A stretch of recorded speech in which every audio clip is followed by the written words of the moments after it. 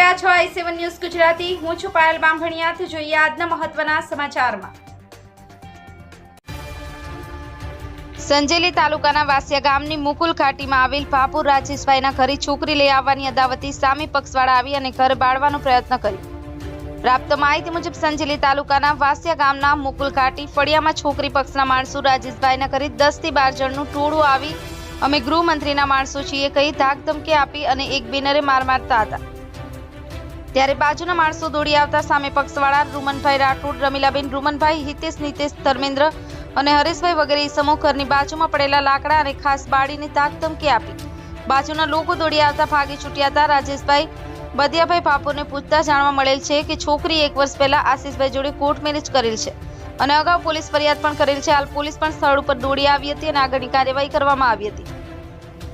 સંવાદદાતા અતુલભાઈ બામણિયા સાથે cameraman Bhupat Rawat, i7 news Gujarati Ramesh સત્યની સાથે।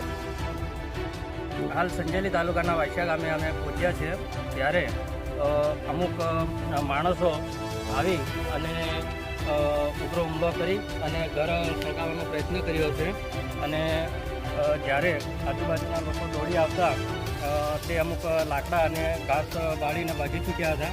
તો કેમ આ લોકોને ઘર પાડવાનો પ્રયત્ન કર્યો છે તે લોકોને પૂછવાનો આપણે પ્રયત્ન કરીશું। હાલભાઈ, આ બળે છે તો કેમ બાળી ગયા છે? ભાઈ, અમારો છોકરો છોકરી લે છે, 12 મહિનાથી પ્રેમ લગ્ન કરેલા છે અને 3 મહિનાથી આવી છે, એટલે અમને હેરાન કરે છે આ લોકો। અને એકવાર આવી તો આ લોકો ઝાલોદ દવાખાને અપહરણ કરીને ઉઠાવી ગયા। એની ફરિયાદ અમે ઝાલોદ આપી તો આ છોકરી અપહરણ કરીને ઉઠાવે તો એ પાછી આવી છે।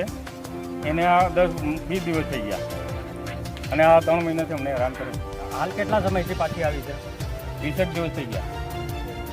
13 તારીખ હાલ તો 20 દિવસ થયા હોય એવું કહેવામાં આવી રહ્યું છે છોકરી આએ, અને છતાં પણ પાછા આવીને હુમલો કરી અને ઘર બાળવાનો પ્રયત્ન કર્યો હતો। બાજુમાં જ ઘર છે અને અમુક માણસો દોડી આવતા ઘર સળગાવવાનું રહી ગયું અને બાજુમાં જે લાકડા છે એ અને ઘાસચારો બાળી દેવામાં આવ્યો છે। ત્યારે એક બેનને આવીને માર્યા પણ છે। તો બેનને પણ પૂછવાનો પ્રયત્ન કરીશું કે કેટલા જણ આવીને માર્યા છે। હાલ તો બેન, કેટલા જણ આવીને તમને માર્યા છે? 10-12 જણા આવ્યા છે અને મને મારી પાડી દીધી। હા, તો હાલ 10-12 જણ આવીને બેનને પણ મારવાનો પ્રયત્ન કર્યો છે અને બેનને માર્યા પણ છે, પણ અમુક માણસો આવી જતા બેનને હાલ વધારે નથી માર્યા, પણ તેમ છતાંય કોર્ટની અંદરમાં કેસ ચાલી રહ્યો છે, છતાં પણ જો છોકરી લઈ આવ્યા પછી જો હુમલો થઈ રહ્યો હોય તો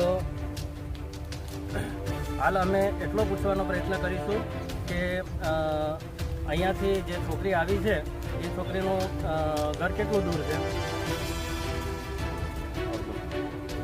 અડધો ગામના જ છે।